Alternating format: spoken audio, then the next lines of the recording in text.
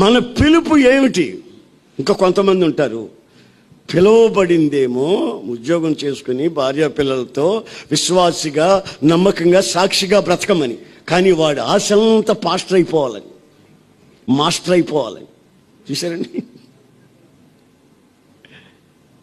ఎంతసేపు పాస్టర్ లాగా నడవాలి, పాస్టర్ లాగా మాట్లాడాలి, పాస్టర్ యాక్షన్, ఓవర్ యాక్షన్ అన్నమాట. అది వేషం లేని యాక్షన్. పిలువబడింది ఎందుకు, నిన్ను ఏర్పాటు చేసింది ఎందుకో అది నిశ్చయం చేసుకుంటే నీ పునాది.